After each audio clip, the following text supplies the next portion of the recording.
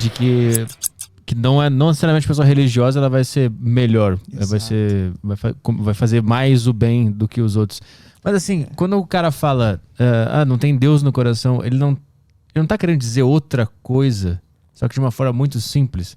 Ele tá querendo usar Deus como esse autoconhecimento.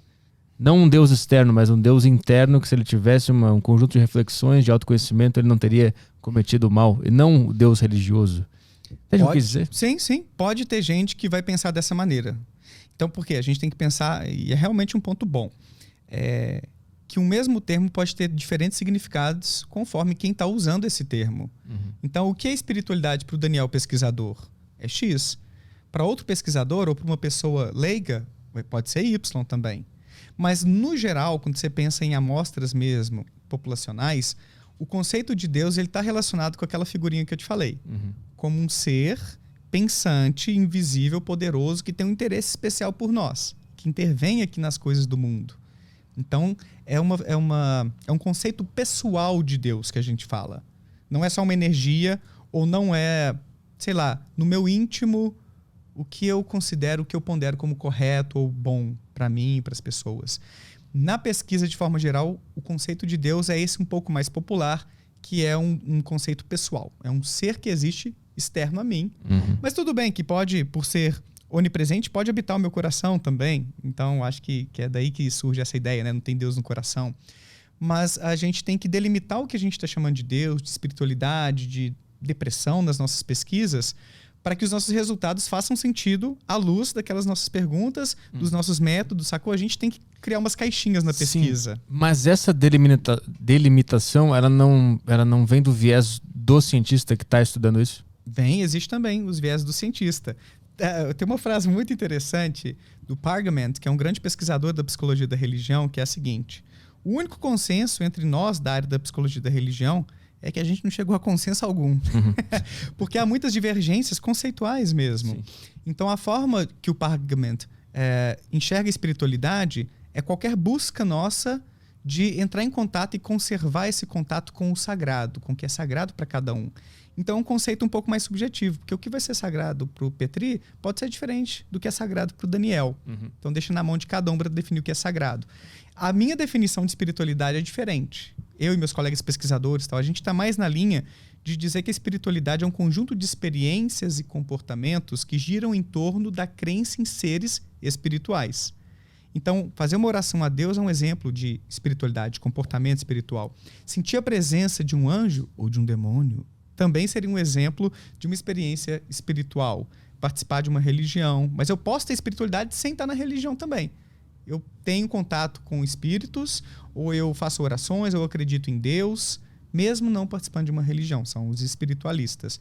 Então, eu, Daniel, com os meus colegas e outros pesquisadores de outros cantos do mundo, temos essa visão do que é espiritualidade. Mas o Pargament tem outra. Tem outros autores que falam que espiritualidade pode ser simplesmente a busca de sentido na vida, você fazer uma reflexão sobre quem você é, o que você está fazendo aqui nesse planetinha. Então, existe um viés do pesquisador, sim, eu concordo, e aparentemente os ateus tendem a ter essa visão de espiritualidade enquanto algo relacionado mais com o sobrenatural, com o que é espiritual. E outros pensadores que talvez tenham uma fé e tudo, podem ter um viés um pouquinho diferente, com um conceito um pouco mais abrangente. Então, sim, existem vieses que vão definir um pouco as preferências teóricas, conceituais de cada cientista. Mas isso não é um problema do ponto de vista científico. Por quê? Porque, Petri, por mais que haja essas diferenças nas definições, quando alguém vai ler o meu estudo, ele define espiritualidade assim. Uhum. Ele avaliou a fé dessa maneira. De acordo com esse conceito, com essas formas de avaliar o fenômeno, as conclusões são boas, faz sentido. Eu só não gosto de chamar a espiritualidade disso ou daquilo, mas o estudo dele é válido e retrata alguma coisa que parece condizer com a realidade ali mesmo. Uhum. Entende? Então, os problemas, às vezes, terminológicos não empacam a ciência. A gente gostaria, sabe, que as pessoas do nosso meio da ciência entrassem mais em acordo sobre o que cada termo significa. Uhum. Mas existem preferências, né, e divergências nessa forma de pensar. Mas o que deu esse estudo que analisou lá a diferença entre bondade e maldade de religiosos e ateus? Sim, tá. Então, vamos lá. Existem muitos estudos sobre esse tema. Tem um, inclusive, que foi conduzido pelo André Rabelo, que é o dono do canal Minutos Psíquicos, amigo meu, um canal bem grandinho aqui do YouTube, e também pelo Ronaldo Pilate, professor da Federal de Brasília, a respeito de vários tipos de decisões morais. E aí eles compararam ateus com religiosos, e predominantemente houve, então, mais semelhanças do que diferenças entre os grupos. Então, o resultado, se a gente pega assim num todo de decisões morais, até valores mesmo, sobre vários temas, ateus e religiosos não têm muitas diferenças. Então, há mais um preconceito, né, de que vai haver uma grande diferença do que qualquer coisa. Agora, existem alguns temas que implicam em diferenças entre os grupos. Então, por exemplo, o uso de substâncias psicoativas é certo ou errado? Os ateus tendem a ser mais liberais. Sacou? Os religiosos mais conservadores. Não. Nosso corpo é um templo. Isso não pode, né? Ontem mesmo eu estava conversando com o Felipe Barbieri, ele participou de um quadro do meu canal. Ele até brincou assim, pô, mas foi quem fez a maconha lá? Foi Deus, não foi? Exato. Não? Eu falo isso da cocaína. Então, assim, é curioso, né? Assim, quando a gente pensa nessas controvérsias. Pois é. Dá para brincar bastante. Mas, então, alguns temas, assim, a gente vê. O aborto é outra diferença.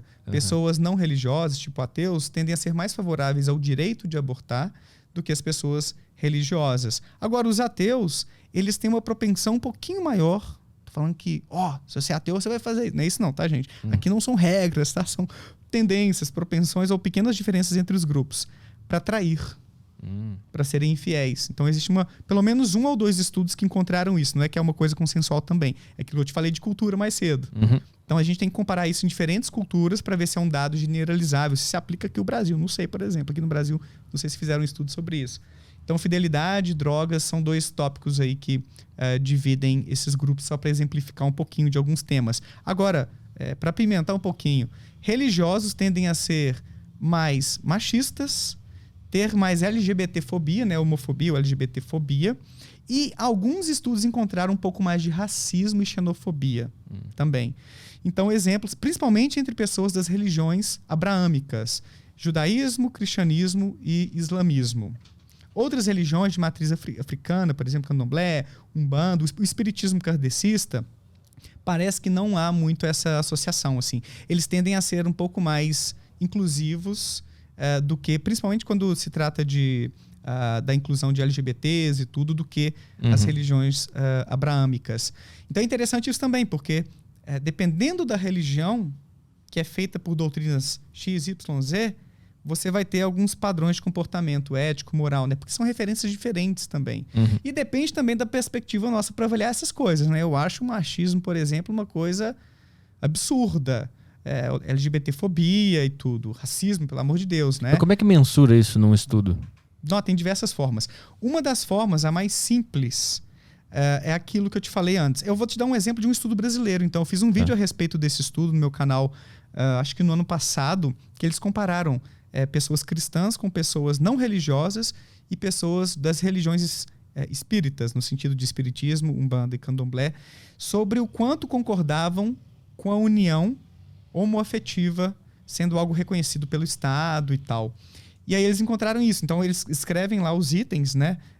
Assinale abaixo o seu nível de concordância com, né, aí as afirmações a respeito disso, com a união homoafetiva e tudo.